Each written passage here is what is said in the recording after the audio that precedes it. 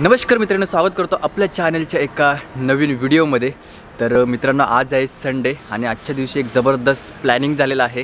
तर ते म्हणजे आपण जाणार आहोत आज गड किल्ल्यांवरती। तर इकडे बघताय माझ्यासोबत गड किल्ल्याची भ्रमंती करण्यासाठी माझ्यासोबत आहे इकडे वैभव खांबे, जो आमच्या गावचा मित्र आहे आणि जो आता पुण्यामध्ये राहतोय आणि आता जॉब करतोय। तर आज संडे असल्यामुळे त्याला सुट्टी आहे आणि तो म्हणला की आपण जाऊयात कुठेतरी फिरायला। तर मी म्हणलं गड किल्ल्यांवरतीच जाऊया। तर आज ठरलं आपलं प्लॅनिंग, ते म्हणजे गड आला पण सिंहगडला, ते म्हणजे सिंहगड या ठिकाणी आपण जाणार आहोत। पुण्यामधीलच हे ठिकाण आहे आणि पुण्यापासून अगदीच जवळ असं ठिकाण आहे। या ठिकाणाला आपण आज व्हिजिट करणार आहोत। तर मित्रांनो, पुणे हे शहर असं आहे की विद्येचं माहेरघरसुद्धा आहे आणि त्याच्या चारही बाजूनी म्हणजे सगळ्या बाजूनी त्याला गड किल्ल्यांनीसुद्धा वेढलेलं आहे, असं हे पुणे शहर आहे। तर आपण आज तिथे आहोत आणि मला वाटतं पुण्यामधला आजचा तिसरा व्लॉग असेल आणि आपण आज चाललो आहे थेट सिंहगडला। तर मित्रांनो, आजची तारीख आहे 9/1/2022 आणि आजच्या दिवशी पुण्यामध्ये प्रचंड पाऊस झाला आहे। तिकडे बघताय तुम्ही, इकडे सकाळी 6 ते 7च्या सुमारास तिकडे मित्रांनो पाऊस पडला आहे। मित्रांनो, हे दिवस काय पाऊस पडण्याचे नाही, तुम्हाला माहिती आहे जानेवारी महिना चालू झाला आणि कडाक्याची थंडी लागते, ऊनसुद्धा पडतो, पण आजच्या दिवशी असं इकडे पाऊस पडतो आहे। त्याला कारणीभूत मित्रांनो आपण माणूसच आहोत। तर ते का कारणीभूत आहेत ना, ह्याचं मी आता तुम्हाला सांगणार नाही। ते पाहण्यासाठी तुम्ही कोकणी रानमाणूस जो यूट्यूबवरती चॅनल आहे त्याला तुम्ही जरूर सबस्क्राईब करा, त्याचे व्हिडिओ बघा, तो तुम्हाला सगळे याच्याबद्दल आणि याच्या रिलेटेडच तो व्हिडिओ बनवत असतो। तर मित्रांनो, ॲक्च्युली आता झालं आहे उशीर, कारण की आपल्या प्लॅनिंगनुसार आपलं टायमिंग ठरलं होतं 8 वाजता, पण आता वाजलेत 9। ते उशीर माझ्यामुळेच झालं आहे। तर आता थेट आपण निघूया। आता आपण शुक्रवार पेठेमध्ये उभे आहोत। शुक्रवार पेठेमध्ये इथे हिराबाग आहे, तिथे आपण आता उभे आहोत आणि इथून आता आपण निघणार आहोत थेट सिंहगडला जाण्यासाठी। कुठेही टाईम वेस्ट करायचा नाही, कुठेही थांबायचं नाही, डायरेक्ट थेट जाणार होतं सिंहगडला आणि तुम्हाला सिंहगड रोड कसा आहे ते सुद्धा ह्या व्हिडिओच्या माध्यमातून दाखवणार आहे। तर वैभव, निघायचं ना आता? तर चलो, लेट्स गो।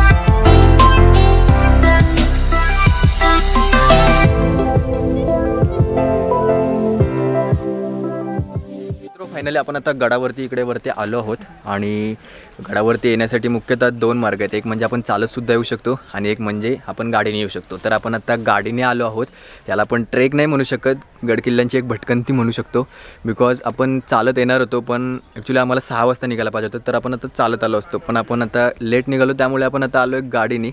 तर इकडे आता गड किल्ल्यांवरती आपण आता पोचलो आहे आणि आज संडे असल्यामुळेच प्रचंड किल्ल्यावरती गर्दी आहे।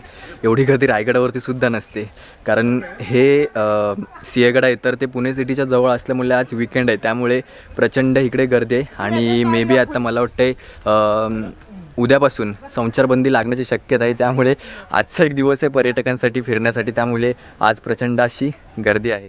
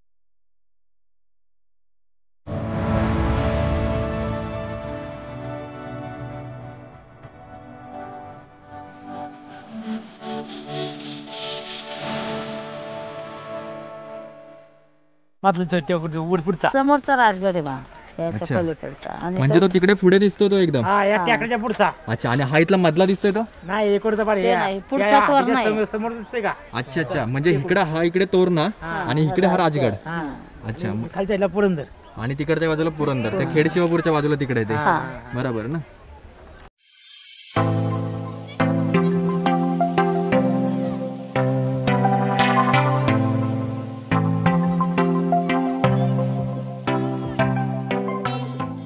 इतिहास मनापासून वाचत जा, ऐकत जा. असं नाही की तुम्ही गडावर आला सकाळी 4-4 वाजता लोक उठून किल्ला पाहण्यासाठी येत आहेत आणि ते 4 वाजता उठून येणारे खायचं प्यायचं निघून जायचं. इथे आल्यावरती इथल्या इतिहासाला कमीत कमी 1.5 ते 2 तास लागतात. तुम्हाला 10 मिनिटात सांगितलं तरी समजेल, पण 10 मिनिटाचा इतिहास तुम्ही ऐकला नाही तर कसले मावळे. तुम्हाला सांगतो, तुम्ही 4 वाजता उठून रात्री 12 वाजता घरी जाताय. किल्ल्याला पिकनिक पॉईंट बनवलं आपल्या लोकांनी. थोडंसं इतिहास ऐकत वेळेस तुम्हाला समजेल. यशवंती जी तुम्हाला माहिती आहे ना, यशवंती पूर्णपणे दंतकथा आहे. पोवाड्यांमध्ये रंगवलेला हा इतिहास आहे. आणि जी घोरपड हा प्राणी पाहायला जात नाही. तर तुम्हाला बखर माहिती आहे का कशाला म्हणतात?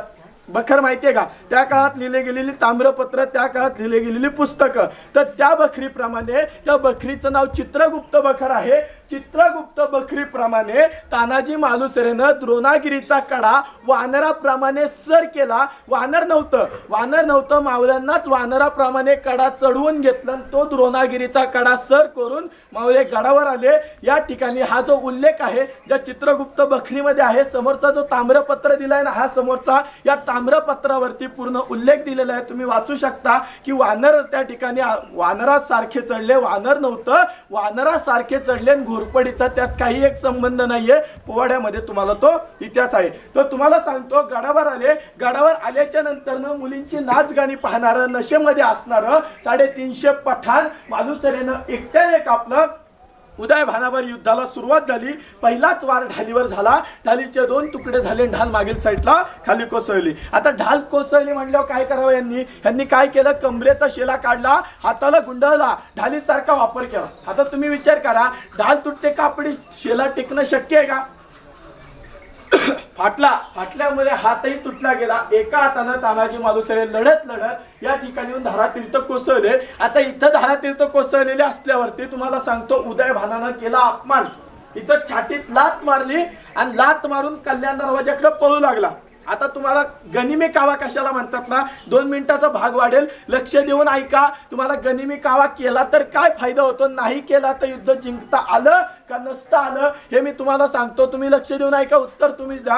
तर तुम्हाला सांगतो, तानाजी मालुसरे इथं धारातीर्थ कोसळले, बरोबर आहे का? धारातीर्थ कोसळल्यावर आपले मावळे ज्या दोराने वर आले त्याच दोराने उतरून पळू लागले. का पळाले? कारण मालुसरे इथं धारातीर्थ कोसळले. आपला मेन योद्धा त्या ठिकाणी कोसळले. आपण लढू शकतो का? ऐका, आता मला सांगा, आपला खेळ राहिलाय का संपलाय? पूर्णपणे संपलेला आहे, बरोबर आहे ना? लक्ष द्या, 2 मिनिटाचा भाग आहे. आपला खेळ पूर्णपणे संपला आहे. आणि पूर्णपणे खेळ संपलेला असताना आपले मावळे पळू चाललेत, मालुसरे धारातीर्थ कोसळले. लढणारा कोण नाही? तर तुम्हाला सांगतो, संपत आलेला खेळ आणि हारत आलेलं युद्ध जे पलटून जिंकतात त्याला गनिमी कावा असे म्हणतात. तर तुम्हाला सांगतो, उदय भानानं लात मारली, बरोबर आहे ना? लात मारल्यावर खालीच का पळाला? कल्याण दरवाजाकडं का पळाला? पुणे दरवाजाकडून पळाला का नाही? इकडे गेला का नाही? तिकडे गेला का नाही? असतात तर तुमच्या मनात त्या ठिकाणी प्रश्न.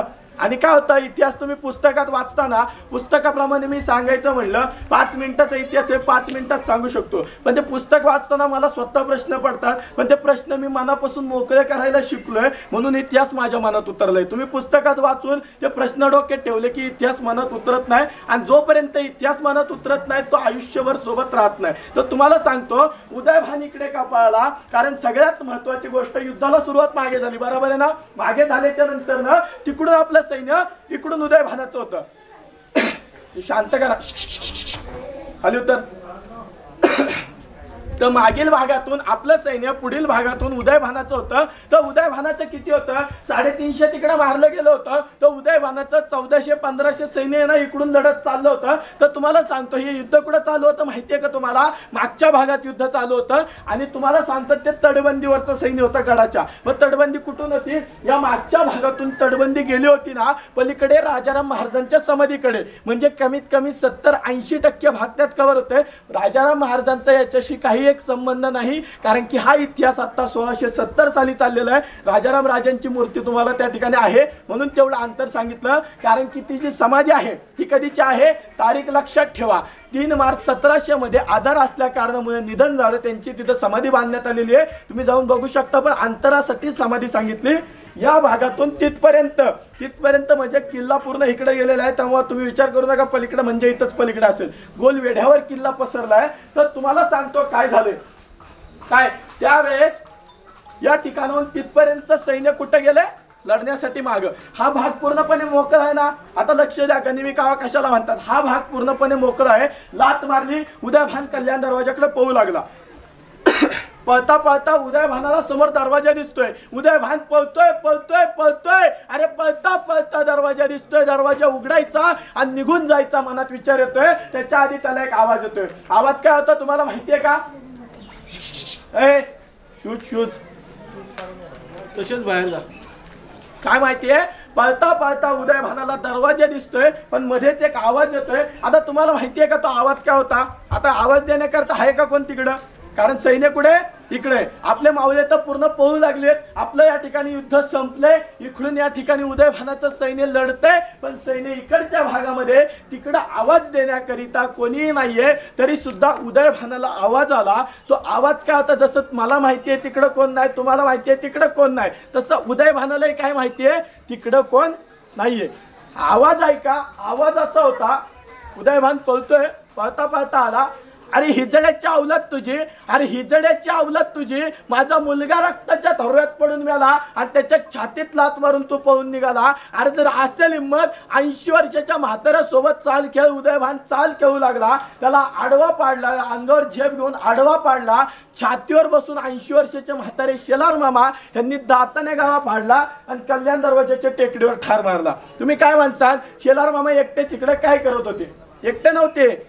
शेलार मामा मालुसरेंचा भाऊ सूर्याजीन 300 सैन्य प्लस त्यामध्ये कोळ्यांची सहाय्यता असल्यामुळे काही कोळी त्या ठिकाणी कल्याण दरवाजा उघडून गडावर आलते. यालाच म्हणतात गनिमी कावा. कारण तिकडून अर्ध सैन्य घेतलं, इकडून अर्ध सैन्य घेतलं. का घेतलं, आता इकडून म्हणजे मागून आलं आणि मागून म्हणजे गैरसमज करून घेऊ नका. मराठ्यांचा खरा इतिहास आहे, मराठ्यांनी कधीच पाठीवर वार केले नाही. मागून येणारं सैन्य फक्त उदयभानाच्या सैन्याला वेढा घालण्यासाठी होतं. वेढ्यामध्ये सापडलं कोण, पहिलं उदयभान राठोड. आता तुम्ही सांगा, जो त्या ठिकाणी तुम्हाला कलावंतीने बोलून सांगितला ना, असा कोपरा आहे, तिथूनच तानाजी मालुसरे गडावर आले थोडंसं अलीकडून. तर त्या ठिकाणी 500 सैन्य घेऊन गडावर चढले असते आणि समोरून 1800 आलं असतं. युद्ध झालं असतं का.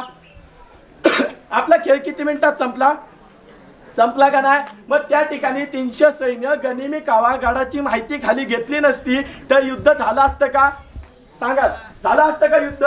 मग गनिमी कावा यासाठी केला जातो. 500 सैन्य 1800 सैन्याशी लढलं. मग गनिमी कावा केल्यामुळे लढता आलं. तर तुम्हाला सांगतो तिथं ठार मारला. उदयभानाचं थडगे जाऊन तुम्ही कल्याण दरवाजाच्या टेकडीवर पाहू शकता. मालुसरेंचा भाऊ सूर्याजी बारका भाऊ आहे, पळत आला. अरे दादा उठ, अरे दादा बोल काहीतरी. अरे आपले मावळे पळू लागलेत. सूर्याजीला समजते आपला भाऊ आपल्याला सोडून गेला. भाऊ गेला म्हणून सूर्याजी खचला नाही. बघा, भाऊ गेला म्हणून सूर्याजी खचला नाही. काय केलं माहितीये का, परतीच्या दोराकडे धाव घेतली. पळून जाणारे मावळे होते ना, तिकडे पळू लागला. आता तिथे पोहोचला, पळणाऱ्या मावळ्यांकडे पळतोय म्हणजे असा काही विचार करू नका. पळून जाणाऱ्यातला सूर्याजी नाही, मालुसरेंचा भाऊ. तो तलवार काढली, दोर कापला, दोराला लटकलेलं 60 सैन्य दरीत कोसळून मेलं.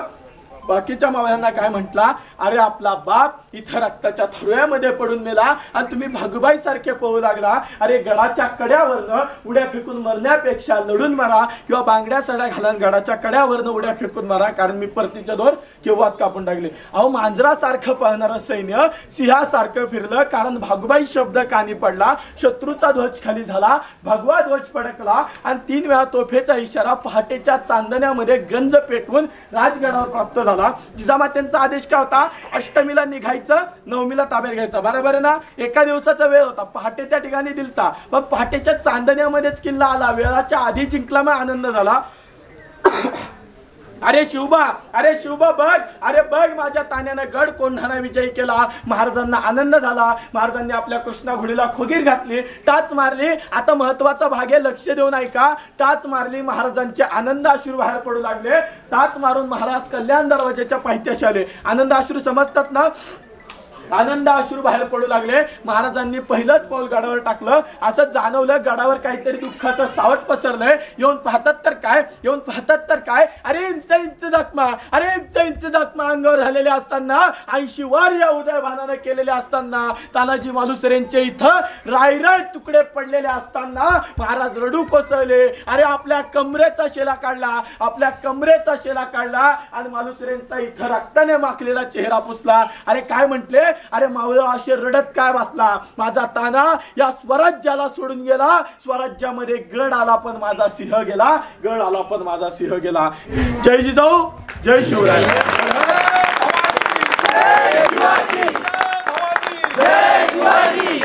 छत्रपती शिवाजी महाराज की जय. शिवाजी महाराज की जय. जय भवानी, जय शिवाजी, जय भवानी, जय शिवाजी. महादेव, महादेव, महादेव.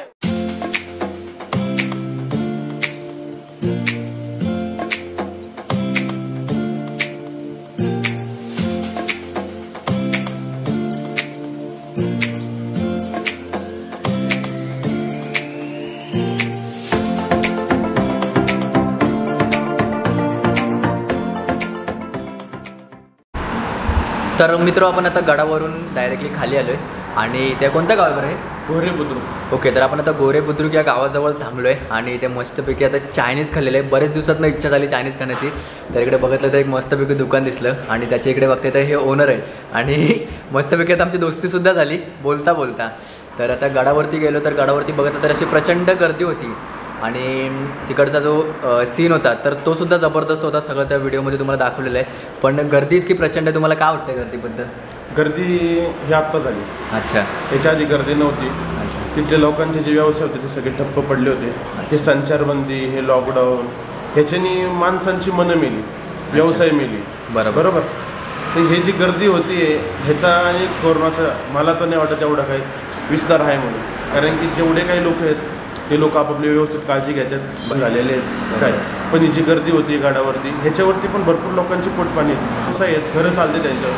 जर गड बंद सगळं बंद, घर पाणी बंद सगळं बंद, मग काय उपयोग नाही त्याचा. असलं पाहिजे सगळ्या गोष्टी चालू असल्या सगळ्या गोष्टी चालू असल्या पाहिजे. जे ते लोक आपली व्यवस्थित काळजी घेतात सगळं व्यवस्थित चाललेलं आहे. पण हे संचारबंदीमुळं अचानक हे होतं आणि सगळे व्यवसाय ठप्प पडतात. या गोष्टीमधलं एकच की गड किल्ल्यांची निगा चांगली राखली गेली पाहिजे. गड किल्ल्याची निगा राखते ना, कारण की जर लोक आली पर्यटक इन्कम सोर्स होणार. इन्कम सोर्समधनं आपल्याला ह्याच्यातून जे काही भेटेल इनपुट आउटपुट त्याला गाड्याची निगा व्यवस्थित राखते ना. जे काही मेंटेनन्स तोही निघणार त्याला सुद्धा व्यवस्थित नाही का त्यांचं टॅक्स वगैरे भेटेल. बरोबर.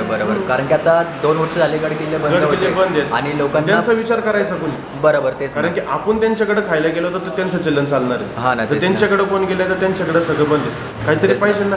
बरोबर. आणि लोक तिथे गेल्यावर ते एकदम हौशेने खातात नाही हौशेने खातात आणि तिथलं गेलं तर फीलच वेगळं आहे. फील वेगळाच आहे. सगळे फील मेलेत आणि या लॉकडाऊनमुळे रिलेशन लोकांचे खराब झाले. कोणी माणसात राहिना. अच्छा आहे का, माणसात राहत नाही. सगळे एकमेकापासून दूर पडायला लागले. राईट. जर हे असे पर्यटक स्थळ असे आहेत ना की याच्याने माणसं एकत्र येतात, सामाजिक होतात आणि वरती गेले की भावूक होतात की त्यांना कळतं की आपण कुठल्या राज्यात वाढतोय, बरोबर कुठं जातोय आणि आपल्याला त्यांचं एक नाही का व्यवस्थित मन राखता येतं. तेच ना. बरोबर. वरती गेल्यानंतर समजलं ॲक्च्युली गर्दी होती. गर्दी असल्यामुळेच तिथल्या लोकांची म्हणजे रोजगार आहेत तर ते चालत आहेत.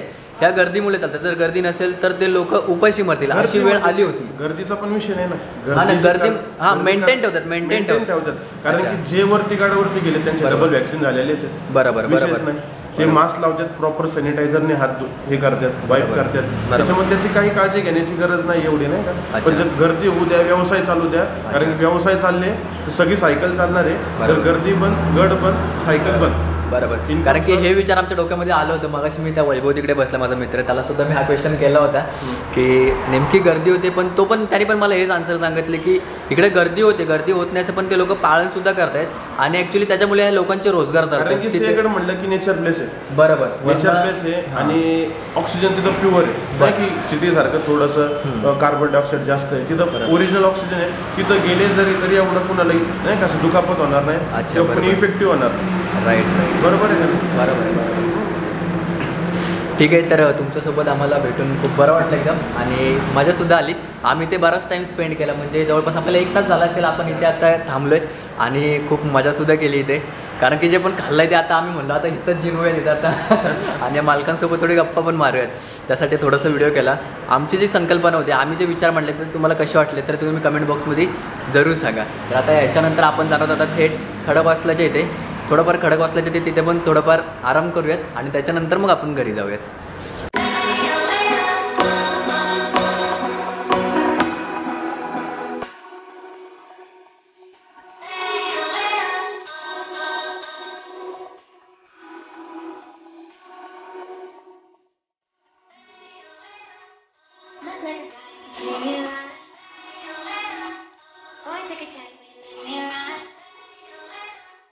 I could be the best thing in your life. Baby, let's take a drive.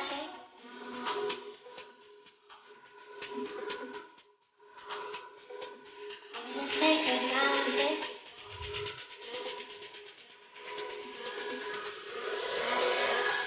Baby, let's take a drive, take a drive.